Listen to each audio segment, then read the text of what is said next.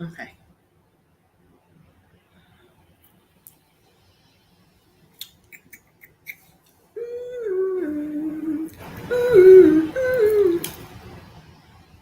Okay. All right. We're live. We are live in both locations.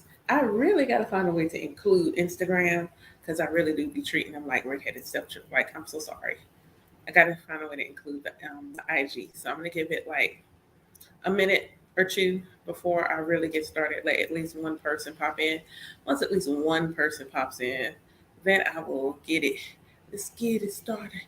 Oh, oh.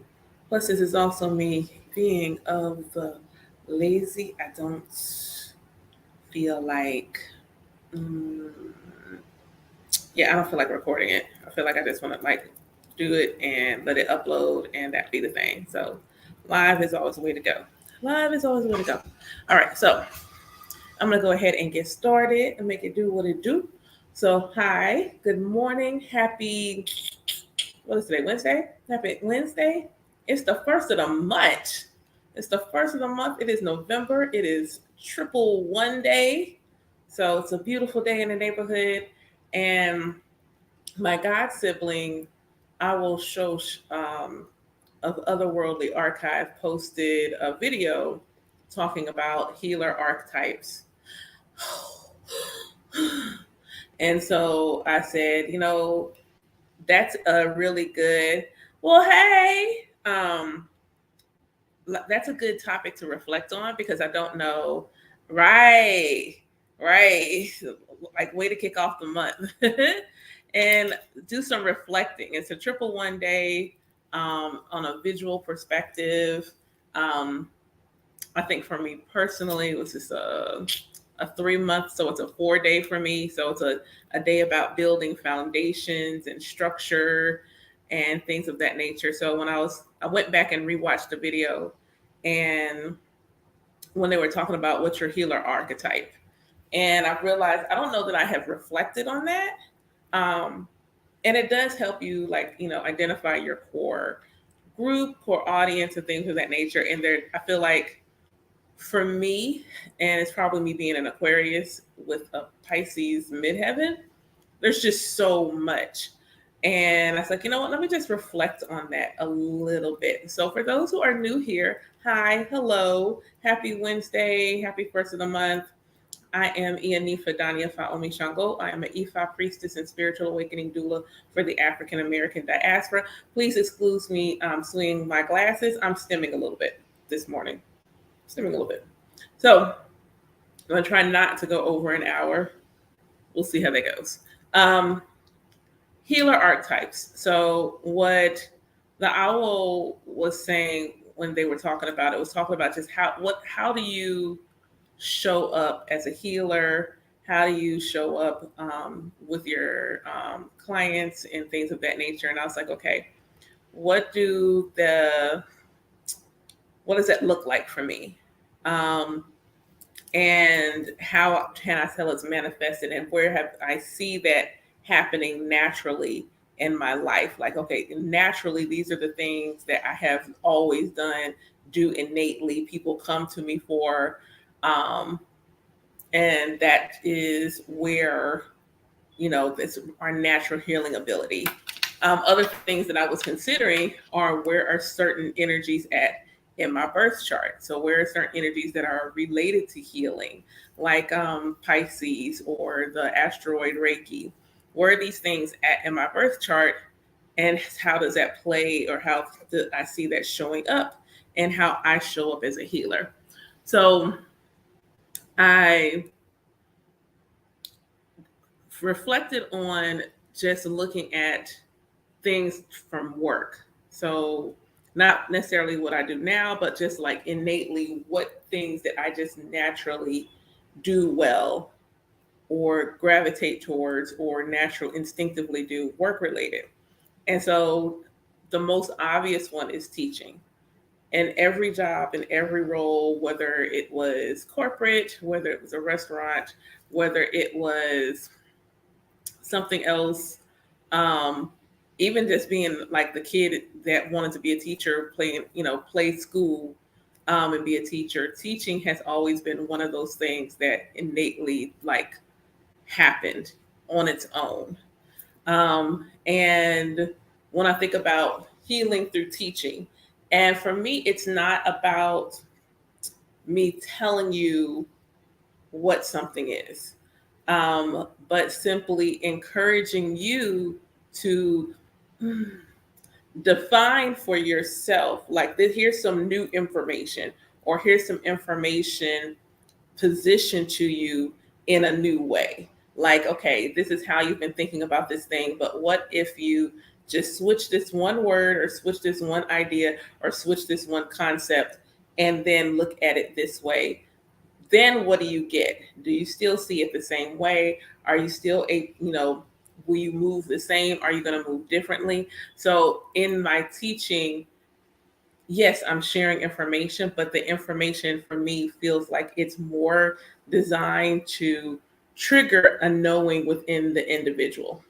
It's designed to trigger, oh, like, I know, or I understand, or that I see how this shows up in my life. So I think that's one way that I operate as a healer, is through that. And when I look at that and then look at who is naturally drawn to me, the people who are naturally drawn to me, when I look at my godchildren, when I look at just other people I mentor, when I look at people where I was a peer mentor in a job, they are people who want to learn. They want to learn how to do it in a new way, and they don't want it convoluted. Like, they need someone that's going to take something that is that where everyone else makes it overly complicated, and bring it to them in a way that is like, okay, this makes sense just like this. Like, this is it. Don't overcomplicate it. It is simply this. It's simply this. So that's one way that I see my healing modality. Teaching for me is, in fact, a healing modality.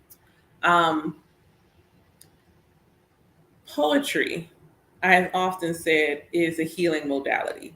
One, it is healing for me, and it's healing for other people, because when I share my experiences through the art of poetry, through you know, whether it is written poetry, whether it is spoken word, when I share my thoughts, my feelings, my emotions, inevitably those, again, who are drawn to, attracted to that level of that type of, one, art, they're drawn to poetry, but two, they're drawn to seeing someone or hearing someone that is going through the same experience as them, and how they came through to the other side. That's the other part.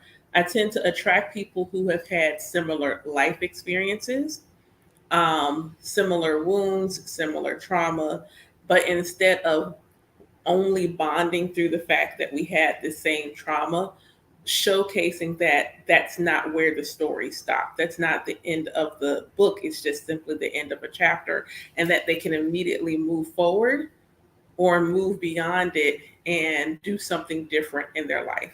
So, thinking about people who may have spent time being unsheltered, who were homeless, who didn't have a place to go, and wondering, will they be able to get back on their feet? Will they be able to do something different? Will they be able to have a home again, have a job again, and things of that nature? And I can speak from experience, like, yeah, yeah.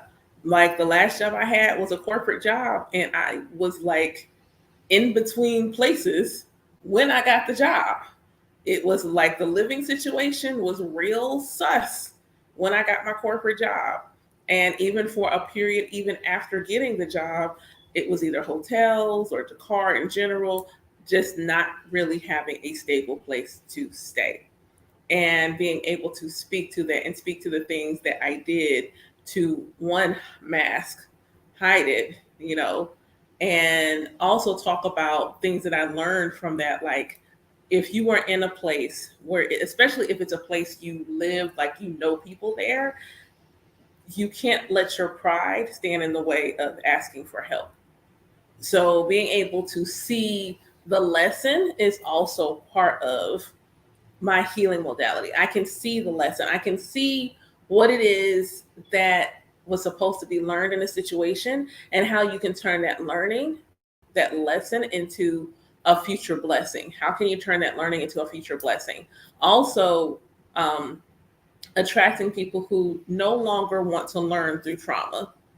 So many times we hear like, if I didn't have to struggle, if I didn't have to like, dig in the mud to get it, it's not really worth having. And for me, I don't operate in that realm anymore. Right now I'm in a space of ease. Right now I'm in a space of the Most High actually wants me to have the things that I desire, and I deserve what I desire, and helping others realize the same thing. You deserve what you desire. You don't have to prove your worth. That's an illusion. So you don't have to prove your worth. You simply deserve what you desire. And then operating in that energy so that you can easily attract what you desire, as opposed to feeling like you always have to fight, and it always has to be struggle, and there always has to be pain, and there always has to be wounds. And it's not that everything is always going to be something that you love and enjoy, but to feel like the whole of your existence is supposed to look like trauma, wound, yay, I got something nice. Trauma, wound, yay, I got something nice. I want them to no longer have an abusive relationship with their life. I don't want them to have an abusive relationship with their creator. I don't want them to have an abusive relationship with themselves as the co-creator of their life. So what is it that they desire? So when I look at the vast array of my godchildren, they're all in a space of manifesting, desiring to manifest certain things in their life, but they also are in a place of wanting to do it different, to no longer have to do it in such a way where it's indicative that they had to have struggle, that they had to have trauma, that they had to like overcome these wounds in order to have, and that was the only way to show their worth, is that they had been wounded in the process. We don't do that here. We don't do that here. And so people that are drawn to me as a healer are people who are ready to do that kind of work, are ready to see things in a different way. Um, I looked and I'm like, part of it is your personal philosophy. Part of it is helping people to identify what they really and truly believe, and helping them to deconstruct their old limiting beliefs. So if they were moving in such a way where they felt like they were separate from their creator, and that they didn't have an actual personal relationship with their creator, and that their creator was not actively part of their existence and themselves and their life, those are the people who are like desiring to see that differently. Those are often those people that are drawn to me. And I find that in a in an age range, I get some younger, but some younger already know it. So that's why I don't get a lot younger. I normally get older millennials and Gen X. Yeah, older millennials and Gen X, because um, one of my goddaughters said she realized in sitting with some of the work that I gave her, she had no idea who she was. She didn't know what she liked. She didn't know who she was. She didn't know what she wanted to do. She just did not have an awareness of herself. And speaking as a Gen Xer, we didn't spend a lot of time trying to know who we were. We were just simply trying to survive, honestly. We're just simply trying to survive. We're just like, okay, try to get these good grades and try to get into college and try to get out our parents' house. We were kids that played and actively played, and then we forgot what it was like to be children because we aged up so fast. It's like we went from elementary school to adult in a lot of ways, and how we had to operate and move. So now, with the way things are astrologically, I think this plays in a part why Generation X in the last few years has decided, oh, we're all going to simultaneously have spiritual awakenings. And so when I look at my godchildren, I have a vast many Generation X through maybe the first 5 years like millennials, and they're all in a similar, but they're all in the same space. They're trying to get to know who they are. They're trying to realize their full potential. They're trying to manifest the life of their dreams. They're like, I've already done all the other stuff.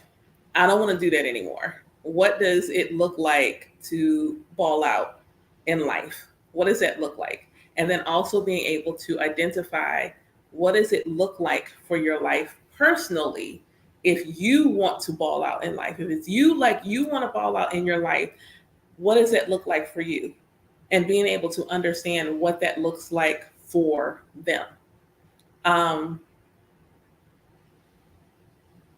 I would be remiss if I didn't say that part of my healer archetype really is around the Orishas and Ifa. Like, I'd be remiss if I didn't say that. And it's been one of those glaringly obvious things since I began actively doing the work. When I first crowned and initiated and became Ianifa, I was not actively doing the work for others. I was actively doing the work for myself. Grand Rising, but I was not actively sharing and doing that work with other people. Like, it wasn't something that I was trying to share. My relationship with Ifa, my relationship with the Orishas was very much private. I wanted to keep it to myself because I was not fully ready to own being Ianifa. That's why it was just Ia. Ia was simple, it was safe, and I could be unbothered. But being Ianifa, that required me to stand and walk and be Ianifa and to own it. And it wasn't something that I was actively trying to do.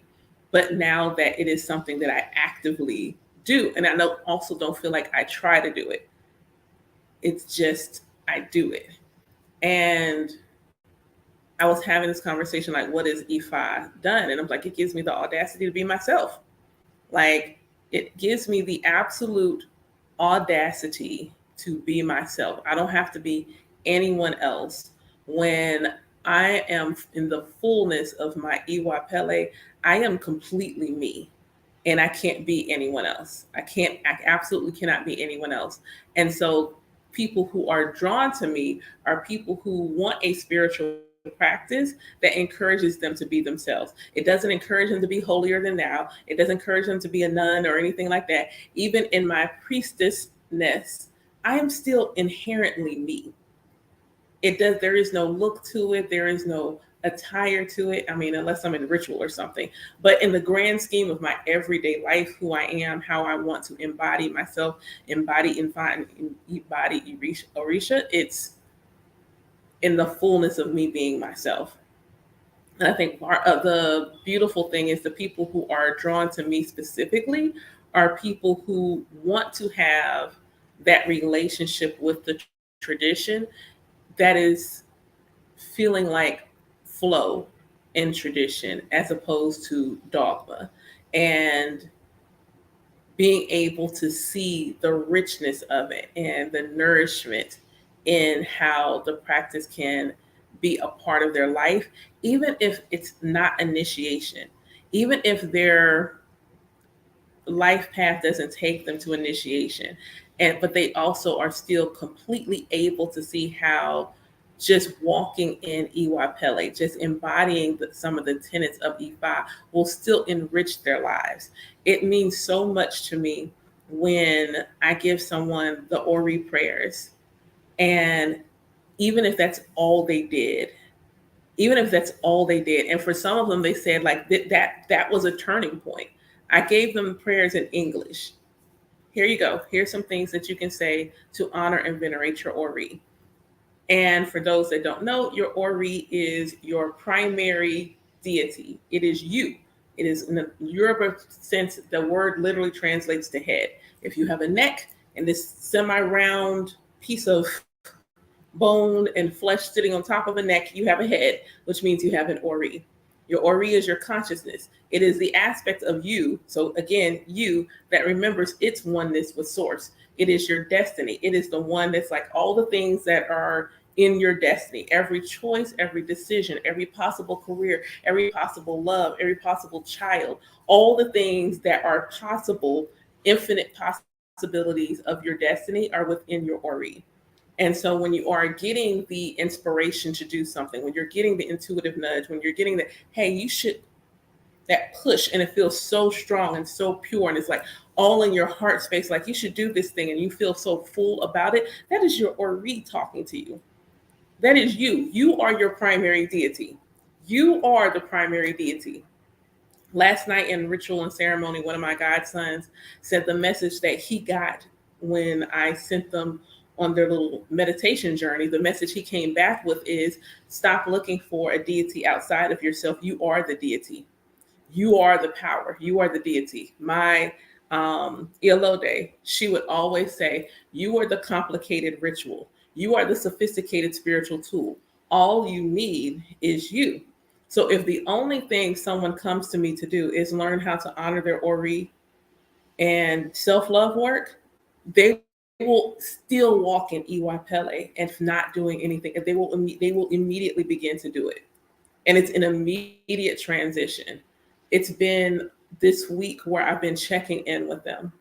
And self-love is a humongous part of my work. It is, if you look at my birth chart, it is my nurturing style. The way in which I nurture others is to encourage them to take care of themselves, to encourage them to love themselves, to encourage them to honor themselves. That is my literal style of nurturing. And that is how I best nurture myself.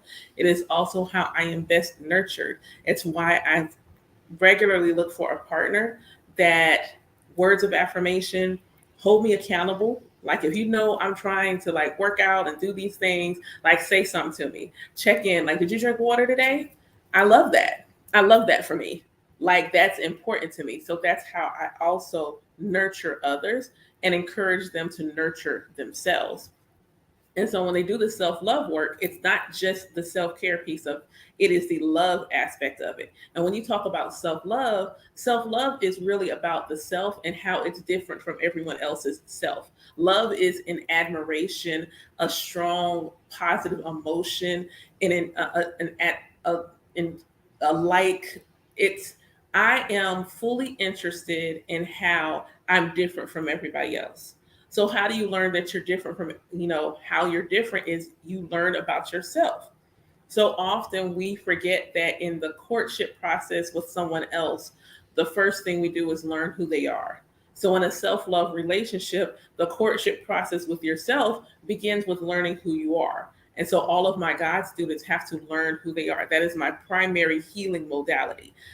If they come to me for initiation, if they come to me for anything, if they come to me for any form of mentorship and support, they are required to do self-love work. It is a requirement. They have to start with them. We won't talk about a single deity. We won't even talk about their ancestors until they have gotten into a relationship with their self. And then I cause them to go circle back to it. So even though they'll end up finishing those modules, we have to come back to it. We have to constantly come back because that's the foundation. Everything you do in your life is built upon a foundation of self-love. How you feel about yourself, how you see yourself, how you view yourself is a reflection of how you see yourself in the Creator. If you see yourself small, you will immediately see yourself creator as so large that it could not possibly be you. It's too big to fathom. It's too big to fathom that you could also be the creator in a human form if you see yourself as small and limited. But the moment you see all the various unlimited possibilities that you could potentially be in your life, that expands your awareness of yourself, which then puts you more in harmony with how you see the creator. Beautiful rising. And I don't have glasses on, so I'm just going to say beautiful rising because I can't see if you're a god or goddess or a celestial being. So I'll do celestial being. That's there we go. That's good. So when I look at my healing and my healing work and my healing modality and who I am as a healer and how I show up as a healer, that's it. When I look at that, And I get to listen to them the wheels start to turn. I asked them this week on a scale of 1 to 10 how interested they were in learning about themselves. Because I'm only giving them some jewels, I'm only planting seeds. As a spiritual illuminator, what I do is I have a constant candle flame burning. And then their candle, whose flame might not be flickering as bright, they might not be fully illuminated on the inside. And the only thing I do is put my candle to theirs so their flame sparks up. And then I tell them how to keep their candle lit. I tell them how to keep that fire burning within themselves. And you keep stoking the flame by keeping the love for yourself going. Learn something new about yourself. I am perpetually in a state of learning about myself. That's why I decided to do this live. It's like, yo, what are my healer archetypes? What are the things that stand out to me when I think about how I do healing work with others? Yeah, I do Reiki. I'm a Reiki master. I'm a death doula. But how do I, in an expansive view, see myself? How does spirit see me when it comes to me being a healer for other people? In an obvious sense, I'm Black. In case you can't tell, I'm Black. And so it would obviously be that I would do work with my community. I would do work with the African American community, especially in the diaspora, because it's such a unique relationship for us in our spiritual walk. It is such a unique relationship because everything about who we are inherently as spiritual beings was demonized. So again, part of my work as a healer is to help them to deconstruct what they've learned and to embrace who they are and embrace the traditions that make them feel whole. I ain't recruiting nobody to E5. If you come, you come. My mission is simply to help them have a better relationship with the source and the creator that created and is them and their ancestors, and understand that their ancestors knew who God was before any colonizers walked the land. Our ancestors knew who God was before anybody walked their land. They already had a relationship. It was already there, beautiful and brimming. The relationship was already present. No one had to tell them who God was. They were not confused about who the creator was. There was no disconnect with them and the creator. So understanding that if they already knew who the creator was and they already had spiritual traditions in place that honored who the creator was, even if that is not the descendants' path, the descendants honor and respect that their ancestors were still on the right path, that's enough for me. That's enough for me. That for them to say, hey, I'm going to honor my ancestors and give reverence to my ancestors because I am my ancestors. Like biologically speaking, you are the culmination of the majority of your ancestors. You carry all of their memories, their traits, their skill sets, and they will all manifest in a multitude of ways. My mother regularly says I look like her mother, my grandmother, and that I walk like her. And sometimes it strikes her because I'll be walking and she'll see me walking and she will see her mother. And it's interesting to me because things that she did not know, but then she'll say something to me and inherently I will realize I'm doing things that Sissy, who's my mother's mother, used to do. Bartending. And that probably seems like so contrary. You bartend? Yes, this Ianifa bartends and she's fire. She is fire behind the bar.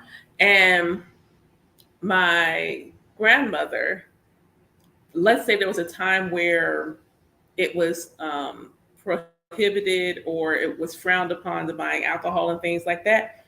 But my grandma was a businesswoman. And so she had stuff in the house.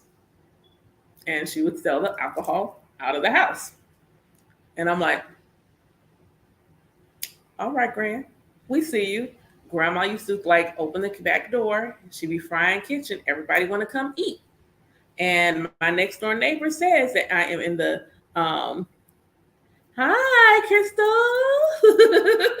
Happy first of the month. My grandma fried chicken. She would keep the back door open, ventilation, so the smell of fried chicken will be leaving the house. My next door neighbor is in the army, and I realized his family had not gotten here yet. So I fried chicken for him one day. I made him dinner and fried him some chicken.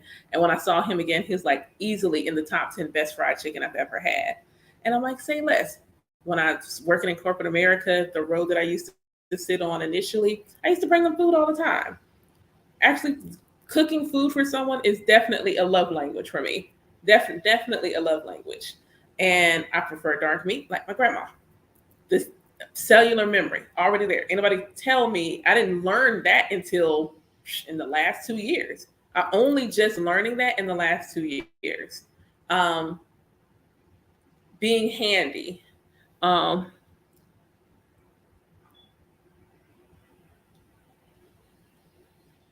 I am crowned for the last 2 years Yemoja Shango, and I have both hands of Ifa, respectfully. So moving right along, moving, moving right along. Like what? Like what? Like see, and this is the why. And then here's Shango. Mm. Hold on, because it's like okay, I'm gonna eat this banana, and Shango's gonna be happy again because we're gonna eat this banana. We're gonna chill out. we're gonna eat this banana. We're gonna chill out. We're gonna calm down because I don't have a glass of water close to me right now, so I'm just gonna eat this banana. I'm gonna chill out. We're gonna chill. We're gonna chill. Eat the banana, and we're gonna eat the banana and chill. We're gonna eat the banana and we're gonna chill today. Uh,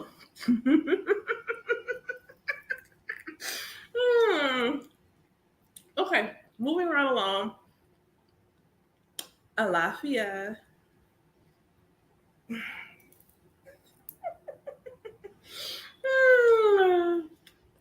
Okay, my morning's been fixed now. My morning has been fixed. So, mm, of course you were meant to be here, sugar. Of course you were. So, for me, helping my people come to just simply honoring themselves as divine beings and um, um, um, but you don't. Mm-mm, mm-hmm.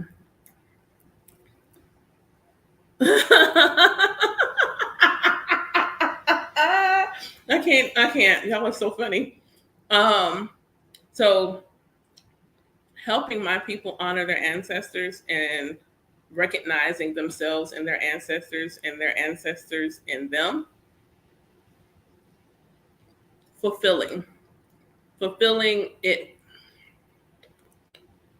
I love seeing people immediately say, like, yo, all I did was just talk to them. Like, you don't have to, not everyone's called to have an altar. Not everyone's called to have an altar. That's not everybody's path.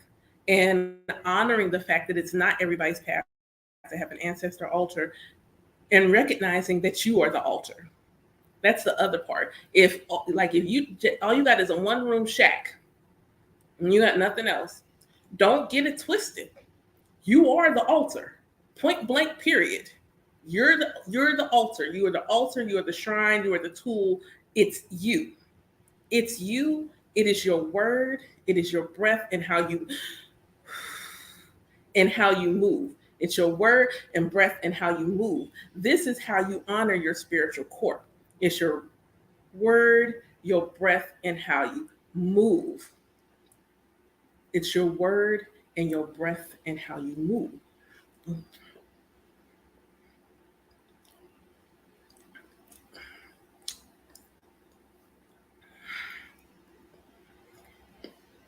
I'm gonna finish my banana. So, um,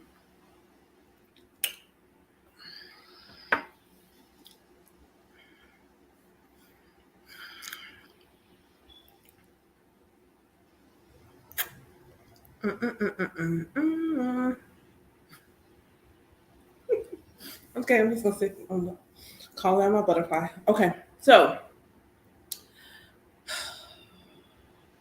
I'm gonna do this because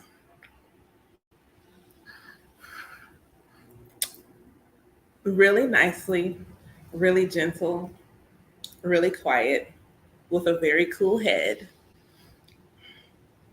And I'm gonna get back to my life. But I'm gonna do this very gentle, very quiet, with a very cool head.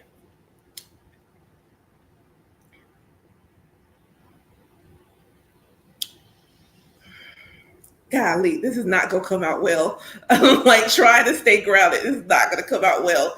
Okay, so I acknowledge that um, um, just traditionally in most Ilays, in most Odisha traditions, that one's head would be shaved. What I will say is the last time that I checked, you don't know my Odu.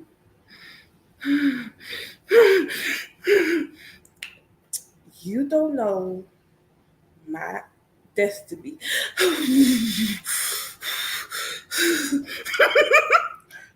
And so you have no idea what my Ori, my Egu, or Orisha said I should do when crowning. Uh, so, respectfully, respectfully, my hair is fine where it's at. And should it have been called for, it would have been called for. But my relationship is no one's allowed to touch my hair. And it's actually in my Odu. Awo Shosh. So, you know, love you, mean it, and have the day that you deserve. And then here come my god kids. All like, here's what's funny is like all of a sudden my god kids showed up. All of a sudden my godchildren, like, all of a sudden like where y'all come from? How y'all pop in here? All of a sudden my godchildren showed up. My godchildren showed up. Somebody else who will go unnamed showed up. It's like all of a sudden they popped in like, hey, as if they like, I'm good. I'm fine. I promise I'm good. I'm fine. I'm completely calm. I'm completely calm. And if I'm wafting heat, I'm sorry in advance. If I'm wafting heat, I am so sorry because it feels like the temperature went up like 10 degrees. It feels like the temperature. Let me get some water. Hold on. Don't go nowhere. Let me just turn the heat off and get water because honestly, I am burning up. Oh my. You gotta turn off. Like, no.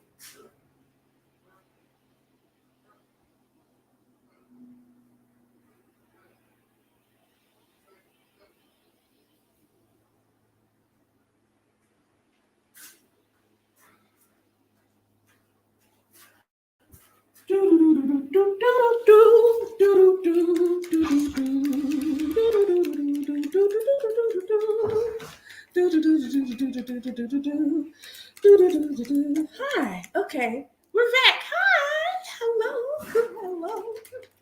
I'm so sorry. My apologies. Mommy did not mean to interrupt that. I'm so sorry. Can y'all please forgive me? Please. Hi, Jaheem. Okay. I guess it's at McDonald's. I'll see what I can do.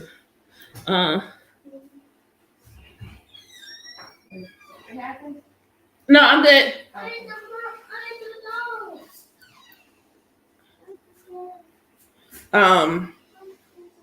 I just saw your order this morning. I woke up to it, and I'm like, first off, you up early in the morning ordering a leques.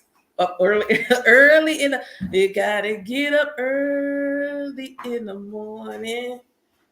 Orderism is the case. Sorry. Okay. See, I told you I'm good. I'm fine. Are they good on food to snack on? I mean, I could order deliveries. Yeah. Auntie, I order some McDonald's.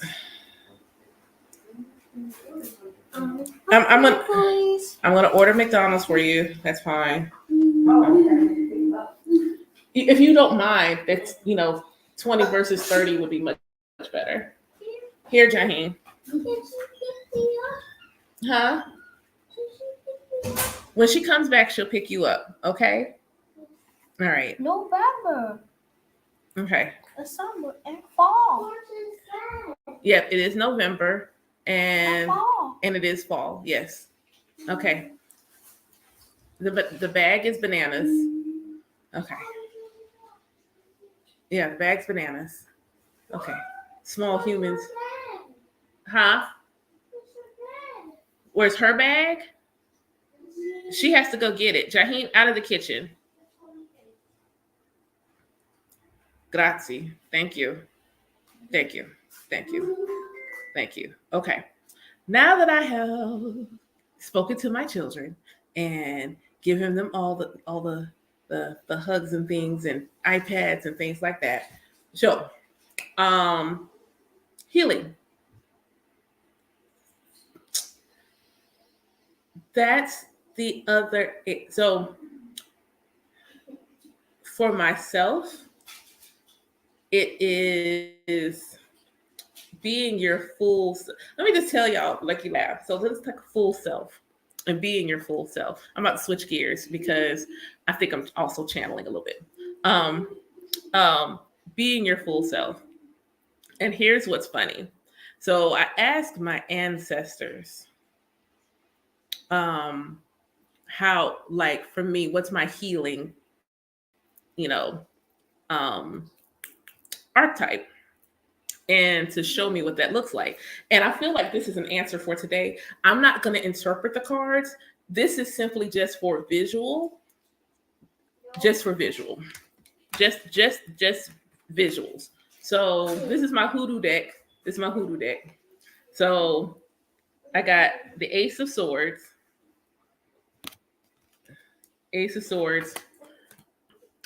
Then I got, here we go. It starts. Then here's where it starts to get interesting. Then I got Gullah Jack with the protection cosmogram. Okay, alrighty, all right. My healing modality now. Like, who am I as a healer? And so then I have the Seven of Sticks, which is also a card that speaks about protection. All right. And then we have the Emperor, good old John Horse, because this is how I show up as a healer. And I'm just sitting here like, oh, okay. So in that also, just the way I show up as a healer, that I'm also really only learning a lot more now is that protective spirit, but also learning how to have that protective spirit for myself, how to have it for me, and how to allow myself to, the way that I show up for others and stand up for others and call in protection for others. I regularly will get an Odu that reminds me to stop being so nice. I will regularly get an Odu that reminds me to not only stop being so nice, but to stand up for myself. So understand, and I love the fact that y'all wanted to stand, but this was one of those days because in my own personal today, that I had to be reminded, masks, to take the masks off and to allow my full self to be seen. So understand that in that, that's sometimes things are going to be like, are you going to shy away? What you going to do? What you going to do? Let's what you going to do? Are you going to show up? Are you going to show up for yourself? Are you going to show up for yourself? And today felt like, and then it's interesting because, like, this one is not Eleke's. I have to wear this for patience. I have to wear this one. This one is specifically for patience. But I've had almost all my Elekes on this week except one particular Orisha, and it was Shango until today. And it's the only Orisha that wanted to be worn today. Only one. Where's Shango? And I'm like, okay, alrighty. So then, things happen. And here I am. Thank you for the donuts. Here I am sitting with Shango, and my skirt looked like fire and stuff. So sitting with Shango, and he's like, "You gonna say something, or I'm gonna say something. One of the two is gonna happen. You gonna say something, or I'm gonna say something. But one of the two is going to happen. One of the two is going to happen, or we can say something together, and that would be an even better response." And I'm like, okay. So I was gonna let it ride and let it slide. I won't go say anything. But you know what? It's the first of the month. And I decided to go live and hang out and say hi and share and having a very great conversation. And here we go. Here we go. And so 1, 2, 3, 4. Divine timing and divine order. Like I said, it's time to take them off. We're not walking in through Scorpio season wearing masks because they're not going to let me. I'm not walking in Scorpio season wearing masks because they honestly are not going to allow me to do so. And one of my many masks that I wear is that I am just not going to say anything ever. There are days where it's just it's not worth the energy, but I didn't feel like it today. Today felt like, say something. Didn't have to be anything major because, other than the fact that I was not completely by myself in saying it, it was what it was. You don't know. You're only making an assumption. And if you knew, you would understand why it ended up the way that it meant to. Why it was the way that it was supposed to be.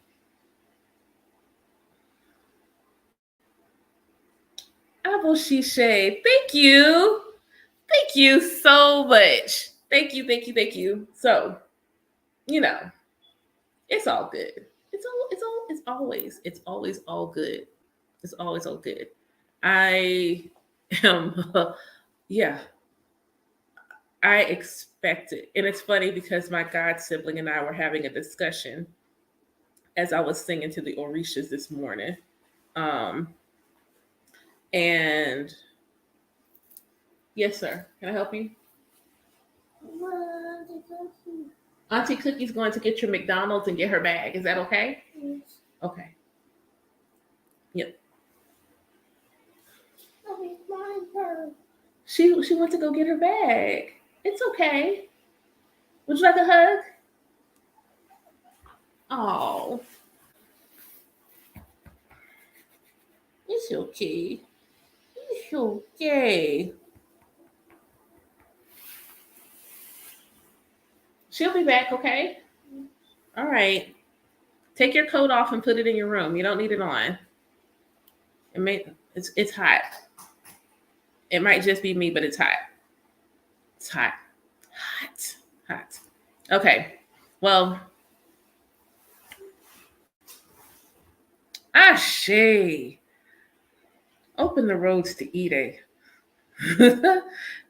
Just that road. Don't open the other road. Open just E-Ray. Just the good fortune. Just a good fortune. We got to be specific. Like, you want to all? No, no, homie. Just that one right there that says Ide. That's the only road that needs to be open. That one can be free flowing. That one, right? that one right there. It could be free flowing, free flowing. Okay, so I think that was why I went live, and because now I feel like I'm like much, much more solo, much more by myself. I done added like 16 things in here, and that is not what I meant to do. So cool. I'm gonna give y'all like 20 minutes of Q&A. Ask me anything. Ask me. This is the ask me anything within reason, and I might answer you. Anything within reason, I might answer. And while I'm waiting for y'all to pop a question in here, so I'll give y'all a little. November is for the collective. 11 plus 7 is 18. Is a 9-month. So this is a 9-month for the collective. So pay attention to, especially, it's a 9-month in Scorpio season. Pay attention to where your spirit is feeling called to let stuff go. Where's your pink iPad? I'm using the pink iPad. I'll give it to you when I'm done. I'll be done in a few minutes. I need a black iPad. Jaheem's got the black iPad. You can use the purple phone. It's in my room on the cord. It's in my room on the dresser on the cord. Oh, wow. Now that's a question. Wow, Marcus. First thing in the afternoon. That's what we do. Just like, okay. That's a good question. And honestly, I think it's probably easier than I'm allowing myself to believe. Number one is to have a relationship with their divine self. That's number one, is to have a relationship with their divine self where they realize that all parts of themselves are divine. To remember and have the knowing, not belief, but the knowing that they are divinely human as much as they are gloriously God, goddess, or celestial being. To have a relationship where they have a spiritual practice that is practical in its spirituality, where they feel like they don't have to do a lot to have a giant effect. That notion that they have to have these, and don't get me wrong, I like a real good ritual. I like a real good, like, candles. I like candles and things, but understand, if all you got is you sitting in the middle of your front yard, holding your hands over your heart and speaking it into existence, it shall be so. I want people to no longer. She wants to watch TV in the living room. Jaheem, let Jelani watch TV in there. Go ahead. I need the black iPad and the TV. No, you can have the TV. I need the black iPad. He's using it right now. She wants to watch TV in the living room. Oh, wait, okay. No, go ahead, Jaheem. Give Jaheem the phone. Go ahead and go get the iPad. I need to watch TV. Go get the iPad, child. Go get the iPad. I didn't know he didn't have it. Go get the iPad. Go get the iPad. It's not that serious. The idea that they have to have an abusive relationship with their creator, that it has to be something where they have to have fear and doubt and feel small, to not feel that way, to absolutely not feel that way, to get the black one. It's on my dresser. To understand their ancestors always knew who the creator was. And even if they don't walk the same walk as their ancestors, to still feel comfortable honoring and venerating their ancestors for who they are and how they show up in their life. And to feel, I just have to turn it on because it's charged. Yeah, there you go. And then to have all of the audacity to be their full self, just be the fullness of their favorite self, not their higher self or lower self, because that too is an illusion. As long as you consider yourself higher or lower, that's always going to be you um, not giving yourself grace. So that's why I don't refer to my quote unquote higher self as higher self. It is always my favorite self. So them understanding how to trust in their intuitive knowing that they already have the answers and walk as their favorite self. And sometimes I think people wonder, me being a psychic medium who does readings and divination, and how does that impact my ability to do what I do for a living? And my answer is always, I am supremely intuitive, and I still like to check in. I still like to do a little check in. I like to get a reading from somebody else. Plus, it's a bonding moment for me. Like, I like to also experience spirit through other people. So I enjoy readings and I enjoy divination.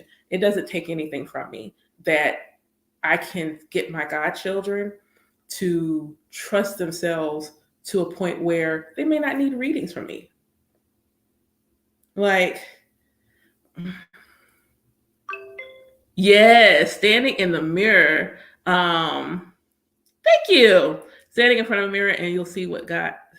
Look, let me just explain that, you know, being able to, I told one live, I said, if you're looking for a sign from God, look in the mirror and then you'll see God looking back at you. And you're playing on the purple phone. You got the purple phone. You got it. All yours. Okay. And being able to then see the creator in other people, and also see and understand the magic of how these other people come into your life.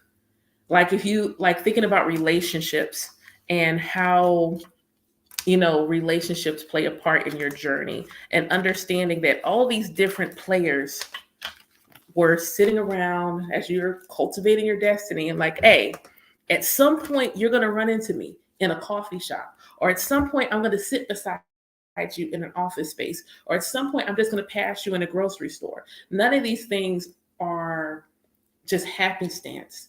You know, they feel like it, but then there's also those faded moments where it's like, this was absolutely supposed to happen in this way. And those moments feel like pure magic. Those moments feel like absolute magic. And I love it. I want people to have a relationship with their spiritual court, whatever that looks like for them, that is so full and calm and peaceful and bonding, that they talk to them like they talking to their homie. I often give this example that I can tell when spirit is doing something, setting something up, because it almost feels like someone's setting you on a blind date. So if anyone who's ever been set up on a blind date, or even watched a movie where the person can tell their friends are trying to set them up, hey, you should go out, and all of a sudden at the last minute, they're like, oh, and so-and-so's going to be there. And they know they're up to something. They know, they're fully aware they're up to something. That's how I feel about my spiritual court sometimes. There'll be this series of events, and I'm just like, so that definitely had something to do with that. And oh, hold on, y'all. It's my sissy. Hold on. Hello. Hey. Oh, okay. Hold on. Hold on 1 second. Okay. Because I got it, but I don't think I remembered it. 1 second. 1 second. 1 moment in time. Bless you. Yeah, bless you. Hold on. This should be 3. And this should be 2. That's because I didn't hit submit. That would definitely make sense. And oh, booker. Okay, well that's fine. Remove it. Oh, let me make sure we're at the right location. No. Can we get? No. Hold on. Yes. Yes. It has to be in order. I want to change the location. Like, can I change the venue? Change it. There we go. Change location. There we go. Sorry, y'all. But this is what happens when you don't hit submit. I changed the location. I did. Okay. There we go. Got it. And pay. Um, hold on. Like, yes.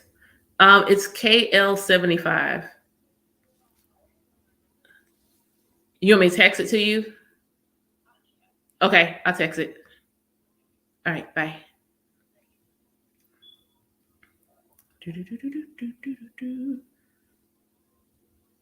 Okay. Sorry, y'all. I gotta make sure the kids have lunch or, you know, they're gonna be hangry. But being able to sit with your spiritual court and ask them, like straight up, like, hey, yo, what y'all doing? What y'all doing? Like, y'all up to something.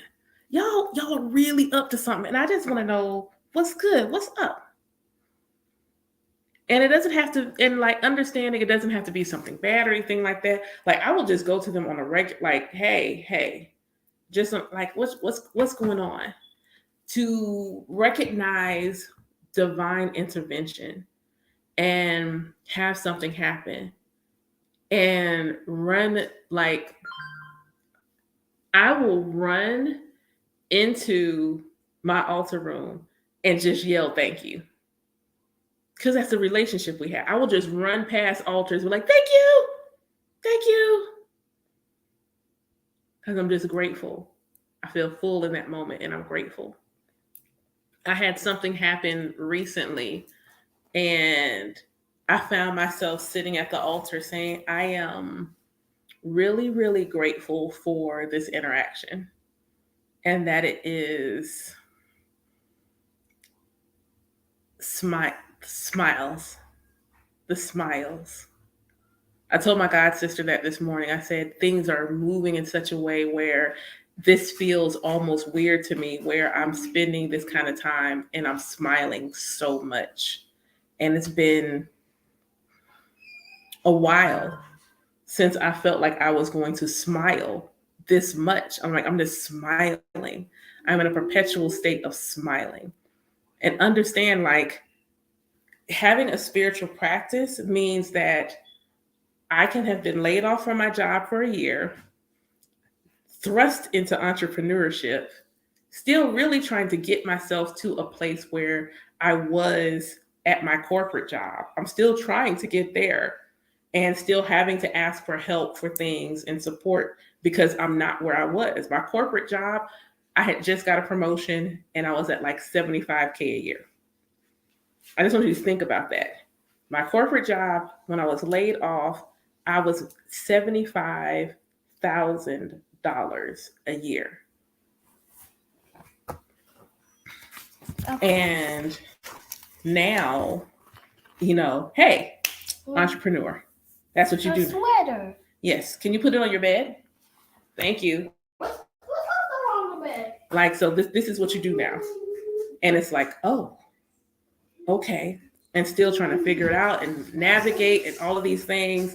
And then I look around now and, still in the growth process, still in my growing process of things. But I can look and I said, I got like, yes, I got like 11 or 12 godchildren, maybe 13. I don't think I have the 13th one is not official yet. They'll be official this week after they sign up. But like 13, when I started this program, when it came through, it's like, you're going to do this work. This is what you're going to do. And I had to, again, I did not expect godchildren. That still was not on my radar. I knew I wanted to do a mentorship program to help people who are having spiritual awakenings, cultivate a practically spiritual practice that puts self-love as the foundation. That's what I knew. But I also knew I wanted to incorporate Ifa because Ashe, I wanted to incorporate Ifa because Ifa is part of what helped me with my self-love journey. Like, yes, the Orishas are present, but understand all the Orishas are simply me. And so me understanding how they show up in me is what allows me to show up completely as me. And so it's not Ifa is part of the program. It's not my intention to cause people to initiate, even though it is obvious that almost every person that comes to me, that it's somewhere, even if it's just hand of Ifa, it's somewhere in their destiny. But, I still wasn't thinking in putting the program together, because what people don't know is the bits and pieces of the program that I have were written a year prior. I already had the coursework laid out a year prior. I'm just put together what I had. The latter part of this is the part that I'm still in creation mode. And looking at it and seeing, okay, this is what this looks like. And then the first person to say she wanted to be in the program, she came to me and she says, "My ancestors say you my godmother." And at that moment, there was like not on my radar. Because again, if you ask me, I only truly started walking as Ianifa the last part of last year. So it's only just been knocking on a year that I allowed myself to not just be Ia, but be Ianifa. And so godchildren, not on my radar. And then here she comes and she's like, my ancestors say you my godmother. And I'm like, what you mean? What you talking about, Willis? And then the next, like 2 people within 24 hours said the same thing. I want you to be my godmother. And I'm like, having mentees, I was cool with that. That word felt safe to me. That word was enough. The moment someone said, I want you to be my godparent, I don't take that joint lightly. Like, I don't take it lightly. This is their spiritual walk. This is their spiritual life. And being a priestess means me helping them to honor their spirit. I'm not giving them a spiritual practice. I'm giving them the bones of a practice, and I need them to give it life. I'm going to give them the bones of one, and I'm going to give them tips and things and tricks and things that I have picked up along the way, and stories and all of these great things. But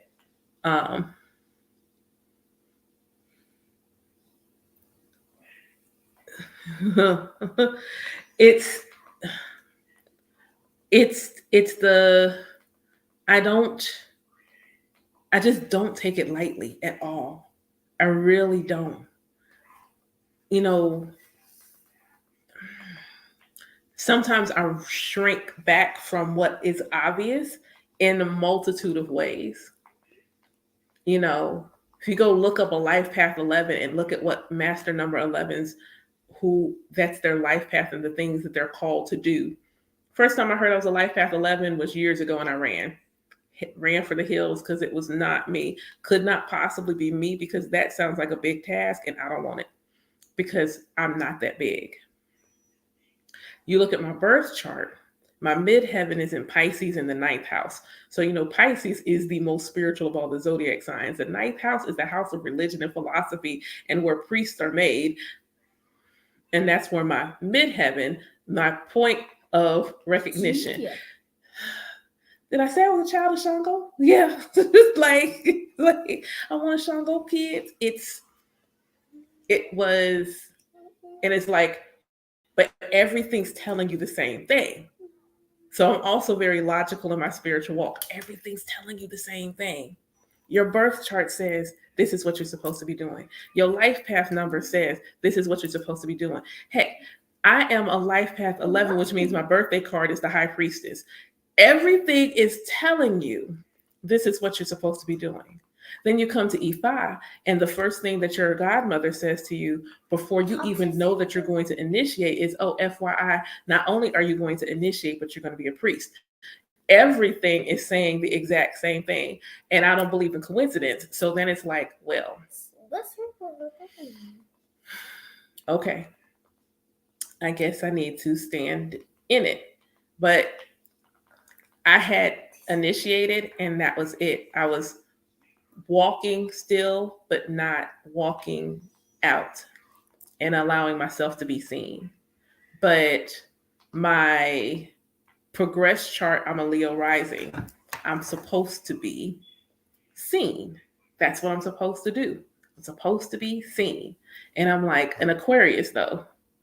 Yeah, right. Not an easy task. Like I'm an Aquarius. You want people to look at me with their eyes? What do you mean? You want people to lay their eyes upon my person? You want people to lay their eyes upon my person. Who wants to listen to me talk? Who? Hi. Hello, Jaheen. Who wants to listen to me talk? Oh, live. Yes, live. Good reading. Do you want to do this? Yeah. And who wants to listen to me talk? What do I have to say? And then you get your, you're doing your thing and you're doing your divination. And it's like, okay, what y'all want to eat? Nothing. But you want an offering? Yes. But you want no food? No. You thirsty? No. What you want? Go teach something. Teach it to who? To the people. Oh, come on, dog. Okay. All right. Now it's like, if we didn't need money, if money wasn't a thing, like I could just have all my needs met. I can have the house, the land, the husband, my sons, the other kids, and not need money. I would still do it all. I would still offer divination. I would still do tarot readings. I would still be looking at birth charts. I would still do numerology. I would still do everything I'm doing now. You know what I wouldn't do? Corporate America. I wouldn't do that. I might do Pizza Hut for the discounts. I might still do that. But I would still do what I do. If you had told me years ago, and someone said, what do you do? I'm a priestess full time. That's my full-time job. That's what I do full time. Outside of being my kids' mama, I'm mama to several other folks too. That's what I do. That's what I do. Here's the funny part. I asked what my my priestess archetype is, and I got Big Mama. I was like, oh, okay. Y'all funny. Big Mama is my priestess archetype. Got it. That's why I'm as a priestess. Got it. Okay. Alrighty then. That was loud and direct. But someone asked that question about spiritually. Spiritually, I would want people to be at that place. Because understanding what you do should nourish you. What you do for your work, for your career, it should be nourishing to your being. So this is not to knock corporate jobs or things of that nature or working in restaurant. I'm like, no, if that nourishes your being, then that's what you're supposed to do. And for a time, it was nourishing to my being, but also recognizing that when it's not, it's okay to walk away. It's okay to walk away, which has also been one of my learning lessons, is walking away when it no longer fills my cup.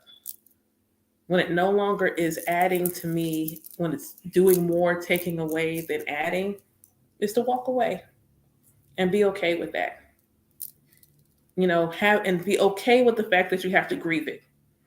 Being okay with the grieving process. So often we feel like it's not right, so why should I grieve it? Because for a time it was.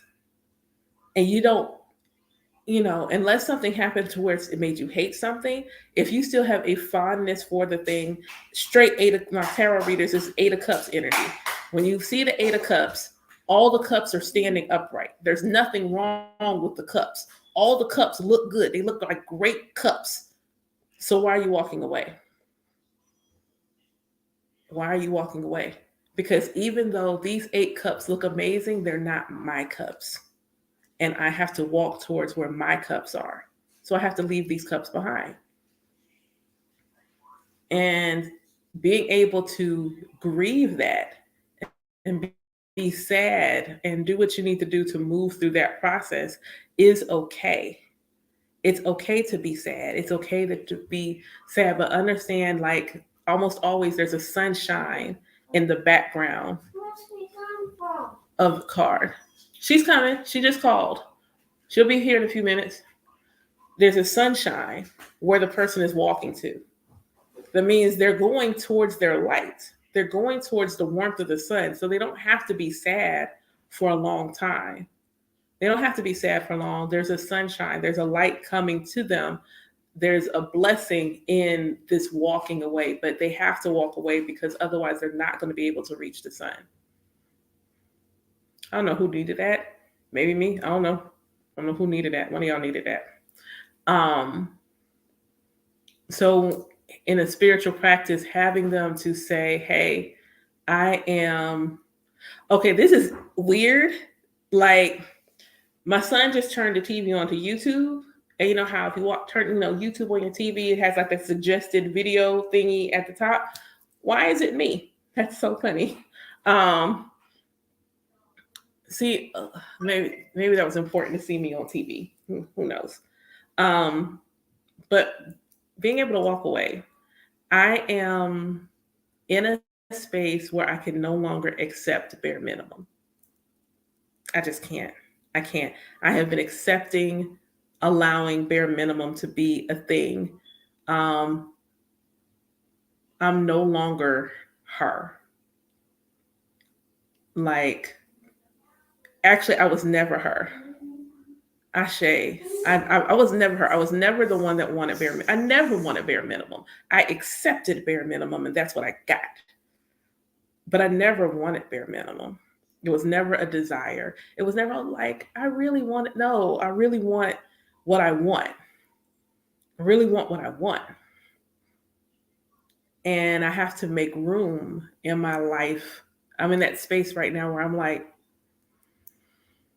I can tell I've made room. Yes. And my horse is high. I rides on a black stallion. My horse is high. It is. My horse is absolutely high. It's absolutely high. And I can tell I have made space for that which I desire. Like, I have seen the manifestation beginning to unfold in such a profound way. When I tell you the last 3 days, I have smiled and laughed more than I have in like ages. Happy Wednesday, Alexis. I have smiled and laughed more in the last 3 days.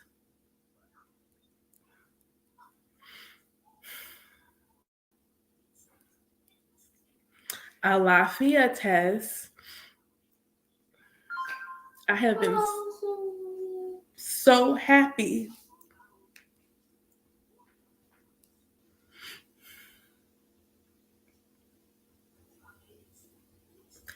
And realizing I hadn't felt that in so long. And I can only be grateful. If I hadn't allowed myself to go on this journey with Ifa and the Orishas, this wouldn't have happened like this. It wouldn't happen like this. It would not. I can't put into words what the difference in the feeling is.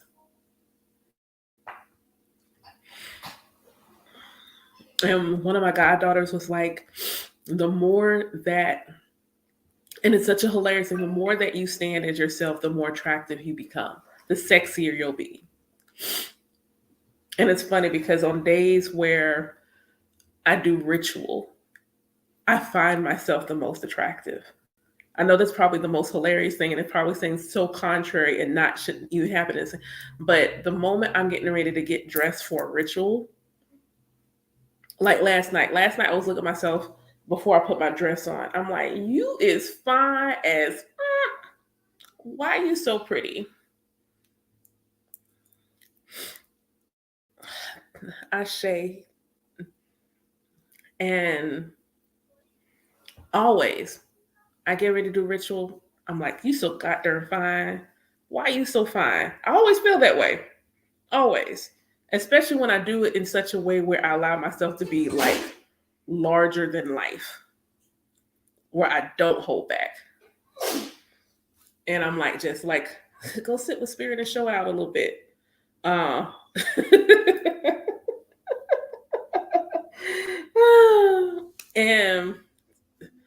and yes, I still have trouble like with that.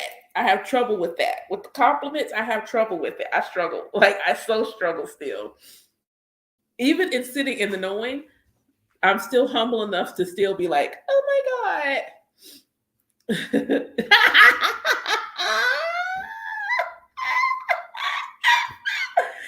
It is something, look, yes, I enjoy when men call me fine, but there is absolutely something about when women acknowledge that you is fine.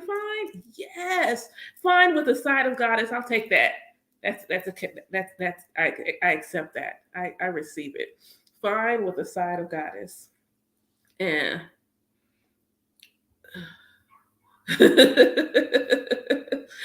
I think that it is magical.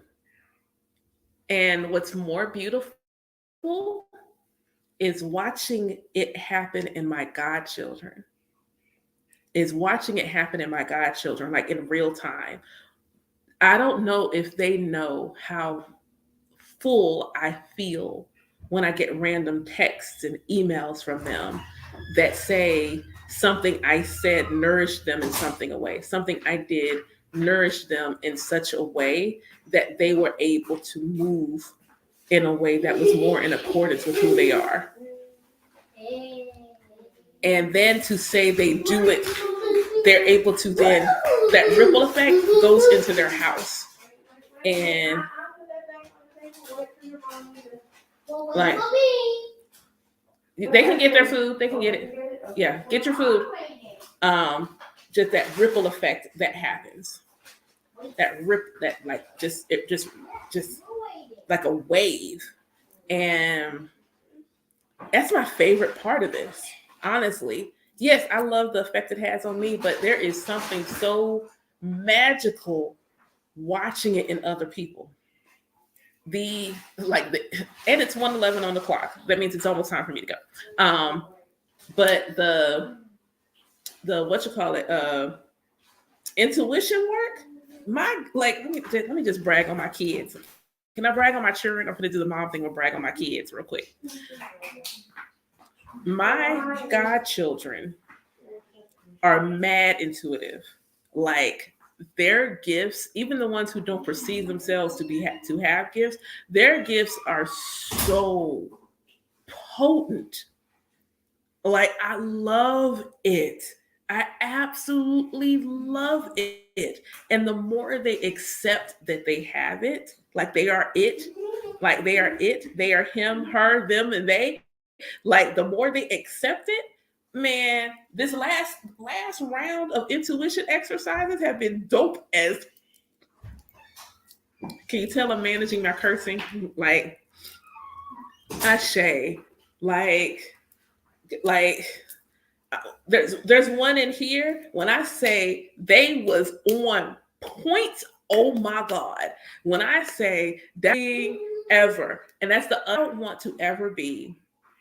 So I want to always feel like my gift, that magic is always and forever the coolest thing ever. It is always and forever the coolest thing ever to be magic, to walk in magic.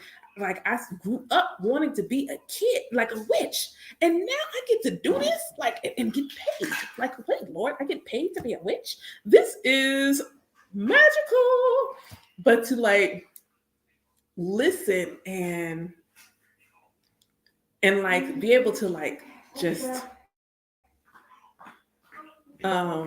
just witness that with them and and look, that's me playing. That was just me goofing off. But watching them just like boom and get it and get it and get it and get it, I'm like, yeah,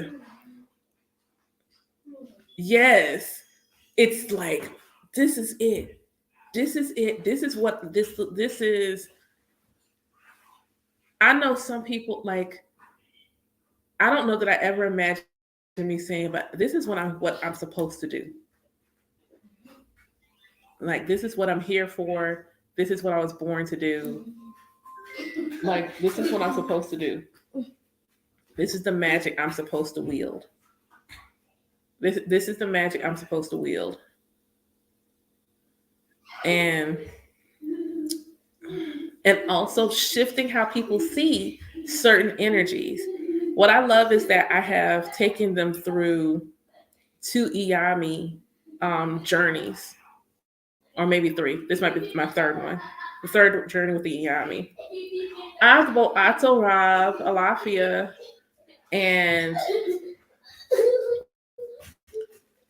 Ashe. And I'm so grateful for y'all. Like so grateful. You have no idea like how grateful I am to share space with you. And I'm such a nerd about it. So like going through the exercise of trying to, divine y'all's egg base and things like that, and seeing the fact that in at least one sense, we're all in the same one, in a manner of speaking, I'm like, yo, that's the coolest thing. So that says every one of my godchildren was meant to connect with me in some way, shape, form, or capacity. Whether it was just simply to say hi or whatever. Every last one was meant to. There's at least a couple of y'all who are in the same egg bay as my kids, like my actual children. It'll be interesting when they I do something like, okay, the kids are here, you get to meet the children, and then see how who they gravitate towards, to see if they naturally gravitate to the ones in the same egg bay as them. Like, that is just amazing to me. And I feel grateful to finally be in a space where it doesn't hurt my feelings that I'm not meant to do any kind of work with somebody. Like, I'm like, I know who I'm called to support. I know I have the skill set and capability to support a great many people, but there still has to be a match. It still has to be an alignment. There's an energetic alignment. You got to want to do homework. Sorry. You're going to journal a lot. You're going to do homework. And I'm going to call you to task in standing as your full self. Like, somebody comes to me like, oh, I want to initiate into E5. Cool. You have self-love work to do. I don't care what you did before me. You have self-love work to do. Period. Like, a good many of my godchildren were already doing spiritual work. And so if you hear someone say that, you would presume all of them were probably already. Jaheem, don't eat my food.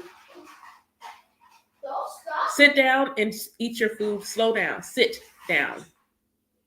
It's slower. Yes, slower. Oh, wait. I didn't say wait. I just said slow down. Slower. It requires that you are willing to trust me. And that's always what I ask, whether it was in corporate America or not. Like, if I'm going to mentor you, if I'm going to support you, guide you, whatever the case may be, I just want you to trust me. He has not conjured any items today, but he's also been out of the house most of the day. But no conjuring has come about as of today. No conjuring today. Leave the kitchen. Ain't no sweetie in the kitchen. No kitchen. Yep, no kitchen. I'm finding the popcorn. No, no. First off, Rob, why did you talk this up? Because now all of a sudden that's what he wants to do. Papa is your dad.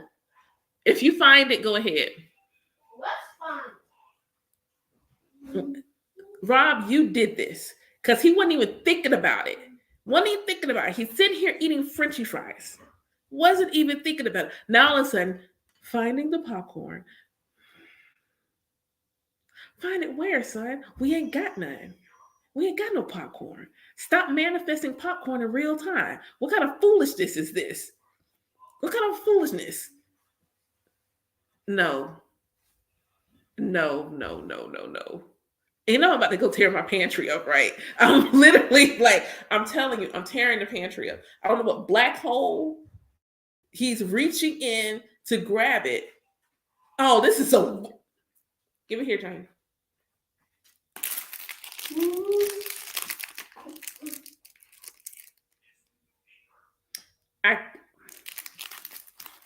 There's a black hole in there, only he could see it.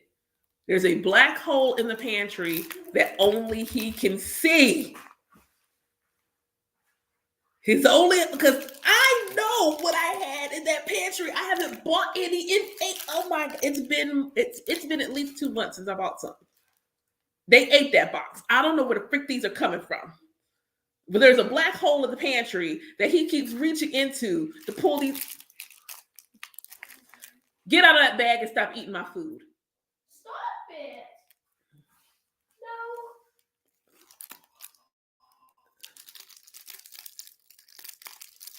Yeah. Yesterday, I was talking to Rob, and he came and asked him something. I'm like, we ain't got none. And he's like, all upset. Fine. You know what? Go look. If you can find some, you can have it. And here he come with a bag. And I'm like, where do you get the bag from? Where did this come from? Where, son? Where? Because we ain't had none in the pantry. There's a black hole in the pantry that he keep reaching his hand into and grabbing snacks and stuff that we ain't got in the house. I just want whoever is handing him popcorn to stop. This shit. Like, stop giving my child popcorn. There is no popcorn in the. While they're gone this weekend, I'm going to demolish their pantry. I'm taking everything out and putting it back. And if he goes in there on another day, so if you're asking if he's a twin, it kind of depends on how you see it. So my firstborn son, Gabriel, was born January 19th in 2015. Get out of the kitchen. He was born December 1st, 2015. So there are some that would say, that he might be, a twin. And I'm like, can we stop? Can we stop? Yep. Stop it. Stop it now. Just cease and desist in this course of action. Cease and desist. I'm gonna make y'all laugh, and then I'm gonna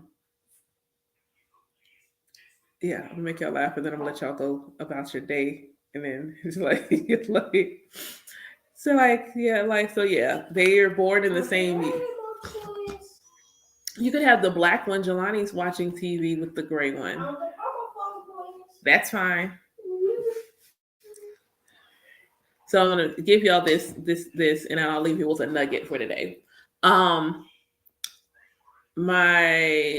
least one, if not a couple of y'all, have said I should expect multiple. It should expect multiple, and so that came up exceptionally strong recently, confirming what you said, and I'm just like, wait. Okay. This is why I have to make sure I'm working out and exercising and drinking water and doing all the things to take care of my body. Taking care of my body. But I always joke that him and Jelani are twins because so I had Gabriel January 2015, I had Jaheim December 2015, and then I had Jelani July 2017. And the way they like, if you were someone that like was following me on my personal page and saw them as babies, one, they look like twins. One, they look like twins. Like they put Jelani in my arms. I'm like, did I just birth the same baby again? They look like the same. Like why look like I birthed the same baby twice? Like the same baby twice. I birthed the same baby twice. Um,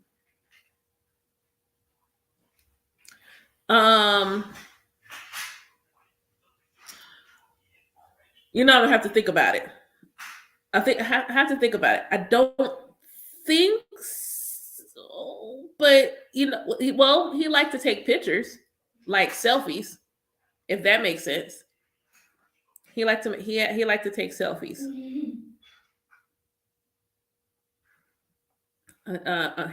selfies. He liked to take selfies. He takes them now, but there was a moment where he stopped for a little bit. But yeah, he used to like to take selfies. He used to like to take selfies. I'm gonna show you this. See if I can make it show, because when I say these children, like looked alike at birth,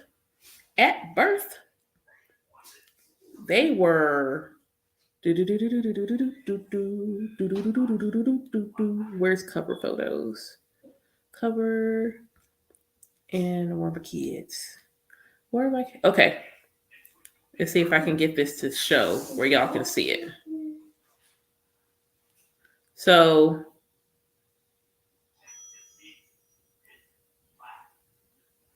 all right. Let's see if I can. So, this is the three of them. So, oh, fat fingers. Okay. So, obviously, that's Gabriel. And that's the other two. But I did not have them at the same time. But as you can see, it looks like the same child. Looks like the same child. I'm like, dude. Like, don't they? They look exactly alike. Exactly alike. It's like not like a like there's like the smallest thing in that photo. And honestly, like there are moments in there, baby. Like I have to look at the picture really well when they're really little to tell which child is Hughes. Like, oh God, yes. Oh, child. When look. Okay, I thought I was like, okay, somebody else noticed it. I was feeling it too. I was like, I look like fire and water. I look like fire and water today. But Jaheim's autism presented short, like when I was pregnant. He was developing ahead of time, and then I might have been a couple of months pregnant when he regressed. Okay, purple. Yes, friend. And when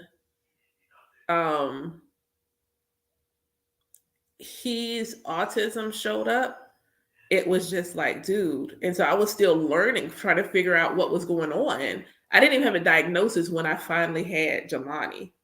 And when I had Jelani and Jaheim was in the hospital and Jelani cried and then Jaheim cried, and that went on for months. It actually still somewhat happens now. Not to the extent it was when Jelani first came home, but Jelani first came home, I was questioning myself as a mother because every time he cried, Jelani cried. If Jaheim has a meltdown, Jelani will have a meltdown and vice versa. They always trigger each other. And I'm like, oh no. When I say it was challenging because, you know, I had a touch of postpartum definitely after Gabriel, most assuredly after Jaheim, because Jaheim was born so close to Gabriel. The grieving process had not really fully happened. I cut it off because I didn't want to be crying all the time while pregnant, and I didn't want the baby to think something was wrong.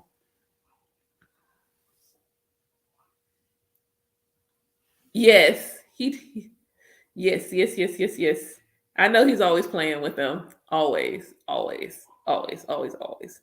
I know that if I the moment I'm able to see like how other people see, let that sight come back. I asked him once, "Are you going to come up as a kid or older?" And he said older, and I was like, "Okay, all right, as long as I expect it." Um, it's him and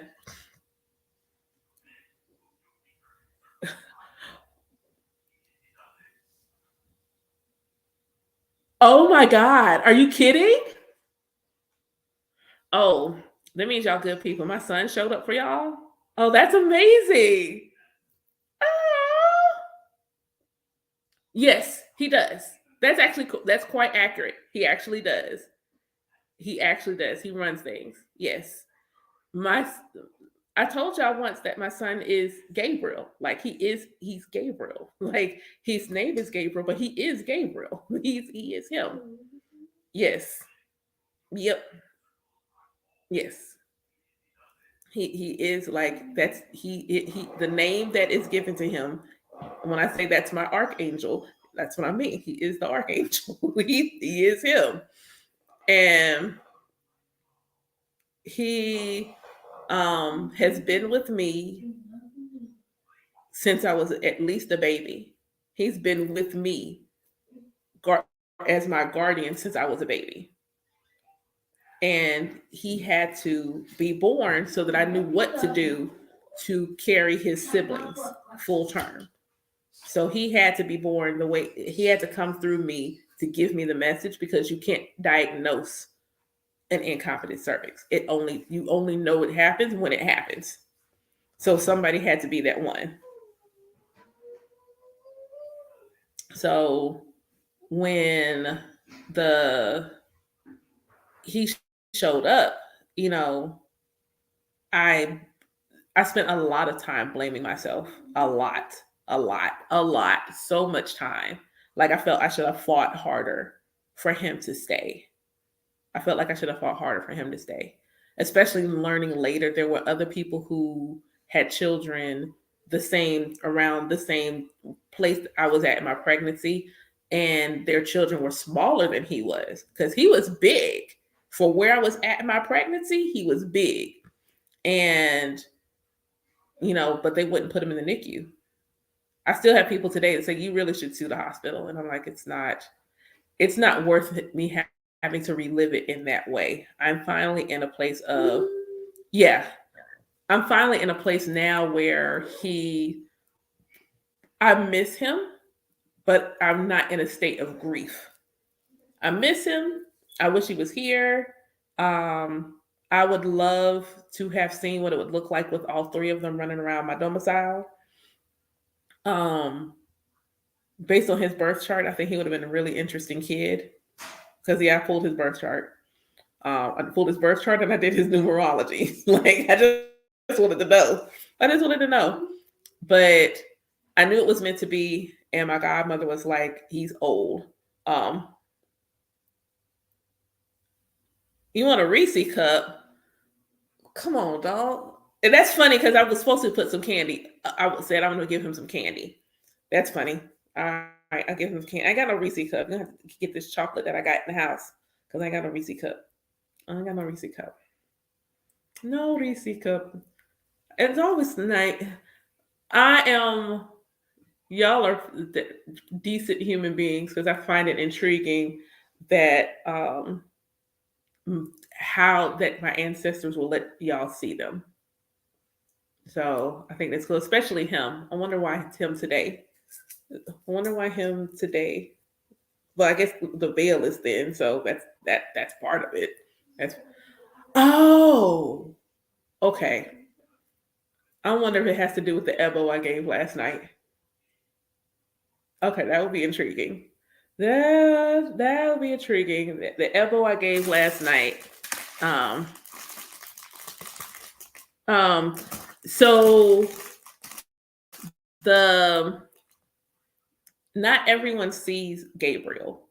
Um, most most people see like my grandfathers, and I'm not sure where John falls in my family tree. But actually, John is the one most people see. Um, are you talking about in my name? Um,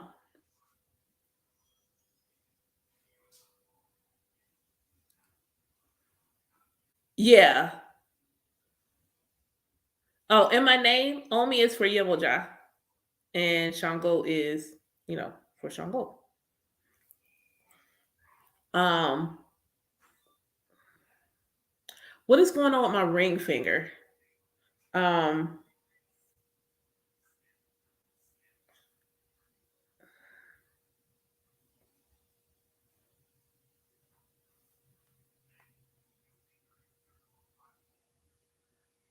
huh.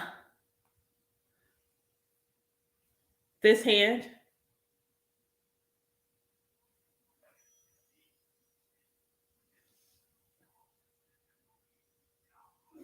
I'm so in look like now. I'm like sit here like look. I'm supposed to be doing the live. Like I'm about to move and relocate because um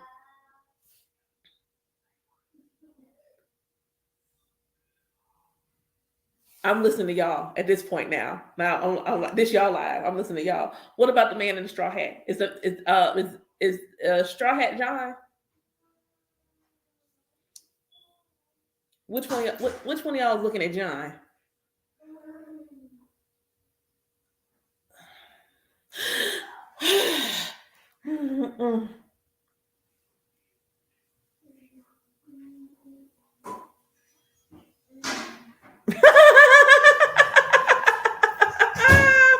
Really?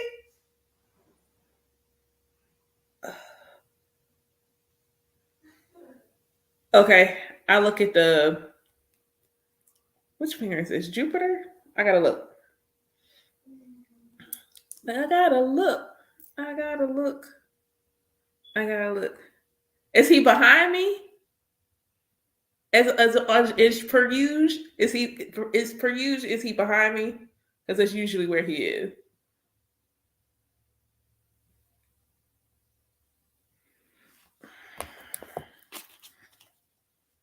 He's in front of me. Okay. Okay. All right. You see two? Okay. Gabriel is.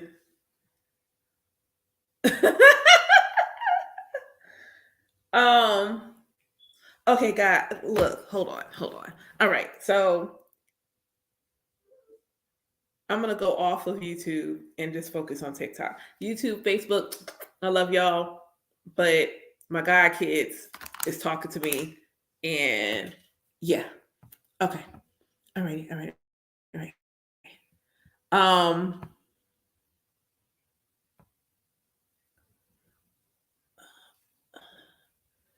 All right. I have to see what. Okay. So this is what I can like. Um. That's intriguing. Um. Okay. This is what I will say.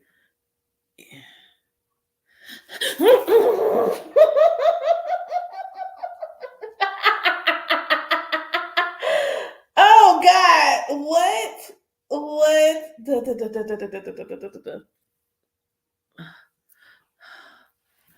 Oh God! What in the world? Wait. Okay. Ooh. Ooh. Okay. Hold on. Okay. um. Um.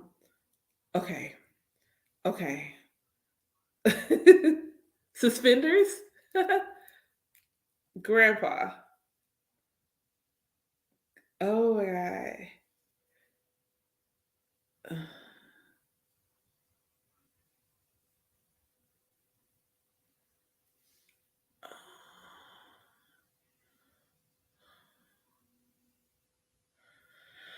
All right.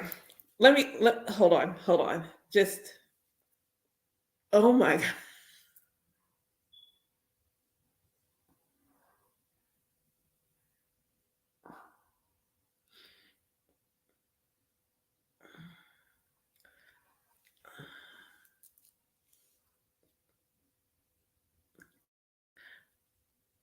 I did something. Oh, okay.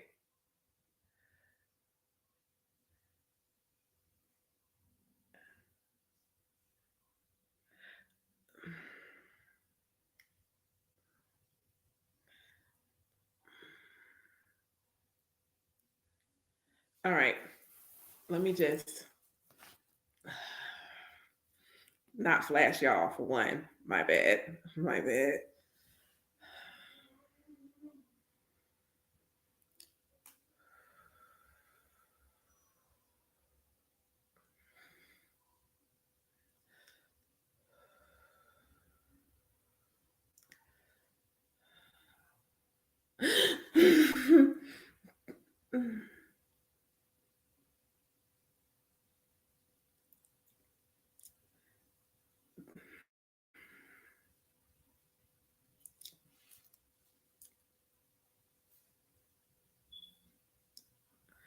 It's hell spells.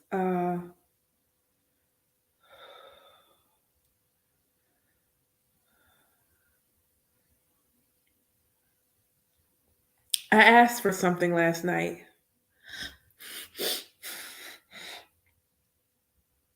and I was conversing with somebody, and I made a decision today. Today, I made a decision. The conversation hasn't happened as it relates to the decision, but I made a decision today. And the last night, I was having a conversation. Um, Girl,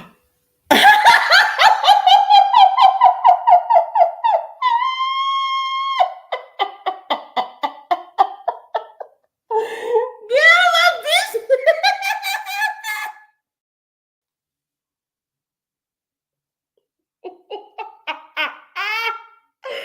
Oh my God, y'all, wait. Oh. Oh God.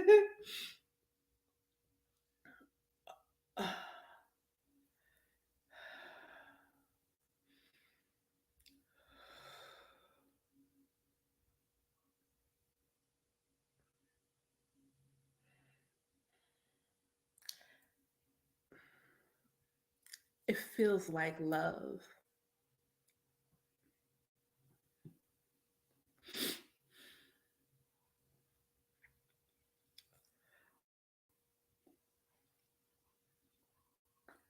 And that they're like really proud of me.